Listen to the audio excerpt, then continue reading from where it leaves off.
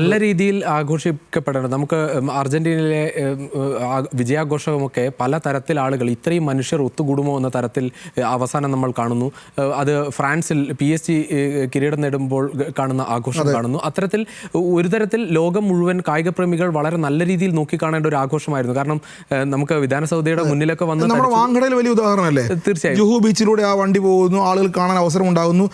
ഞാൻ നേരത്തെ പറഞ്ഞ പോലെ ബംഗളൂരു നഗരത്തിന്റെ സ്വഭാവം മനസ്സിലാക്കാതെ സർക്കാർ വികാരത്തിന് വിട്ടുകൊടുത്താണ് ഇതിന്റെ പ്രശ്നം. ബംഗളൂരു നഗരം ഒരുപക്ഷെ ഒരു 10-ാം തീയതിക്കോ അല്ലെങ്കിൽ അടുത്ത ഒരു ദിവസത്തേക്ക് മാറ്റിവെച്ച് വിക്ടറി പരേഡ് മാറ്റിവെച്ചാൽ പോലും വളരെ ഭംഗിയായി നടത്താൻ അപ്പോൾ ആവേശം ഒന്ന് കുറയുകയും ചെയ്യും.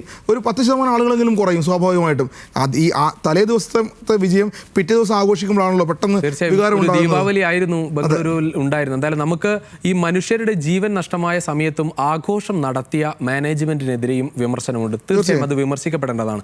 ഒരു ഭാഗത്ത് മനുഷ്യർ മരിച്ചു വീഴുന്നുണ്ട്, ആ കാര്യം അറിയുന്നുണ്ട്, പക്ഷെ അപ്പോഴും സ്റ്റേഡിയത്തിനുള്ളിൽ അതൊരിക്കലും നമുക്ക് ഈ സ്പോർട്സ് മാത്രമല്ല ഏത് കാര്യത്തിലും നമുക്ക് സഹിക്കാൻ പറ്റാത്തൊരു കാര്യമാണ്. 11 ജീവൻ എന്ന് പറഞ്ഞാൽ ഒരു ജീവനായാൽ പോലും ആ 11 ജീവനുകളെ പൊലിയുമ്പോൾ ഈ ആളുകളെ ചവിട്ടി മെതിച്ചുകൊണ്ട് ആൾക്കൂട്ടം കടന്നു പോകുമ്പോൾ മറുവശത്ത് ചിന്നസ്വാമി സ്റ്റേഡിയത്തിൽ വലിയ തൃശ്ശൂർ പൂരത്തേക്കാൾ വലിയ പടക്കം പൊട്ടിച്ച ആഘോഷമാണ്. അത് പടക്കം എന്നല്ല പറയേണ്ടത്, വലിയ ആഘോഷമാണ്.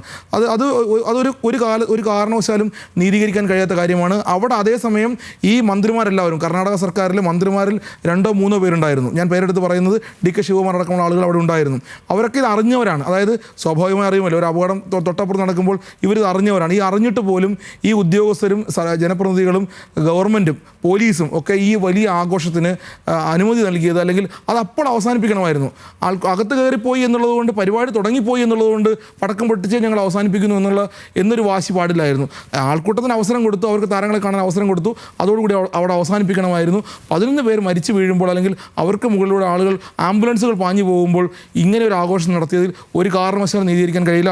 അതിൽ ടീം മാനേജ്മെൻ്റ് ഉണ്ട്, കർണാടക ക്രിക്കറ്റ് അസോസിയേഷൻ ഉണ്ട്, സർക്കാരുണ്ട്, പോലീസുണ്ട്. ഈ 4 സംവിധാനവും ഈ 4 വിഭാഗവും ഇതിനകത്ത് പൂർണ്ണമായ ഉത്തരവാദികളാണ്. BJP പറഞ്ഞവർ വേണമെങ്കിൽ, അത് BJP ആയതുകൊണ്ടല്ല പറയുന്നത്, സർക്കാർ സ്പോൺസേഡ് കൊലപാതകം എന്നാണ്. ഞാനിന്ന് രാവിലെയും പത്രം വായിച്ചപ്പോൾ എനിക്കതാ തോന്നിയത്. സർക്കാർ സ്പോൺസേഡ് കൊലപാതകം തന്നെയാണ് അവിടെ നടന്നിട്ടുള്ളത്, തർക്കമൊന്നുമില്ല.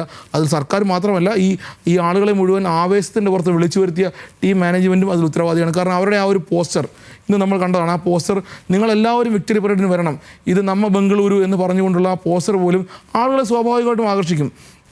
ജനം പ്രതീക്ഷിക്കുന്നതാണ്, ഞങ്ങൾ പോകുമ്പോൾ അവിടെ സർക്കാർ എല്ലാ മുന്നൊരുക്കങ്ങളും നടത്തിയിട്ടുണ്ടാകും, ഞങ്ങൾക്ക് ഇത്ര ഗേറ്റുകളിലൂടെ കടന്നു പോകാൻ കഴിയും. ഇതെല്ലാം നമ്മൾ സർക്കാരിനെ വിശ്വസിച്ചാണല്ലോ ഇറങ്ങി പുറപ്പെടുന്നത്.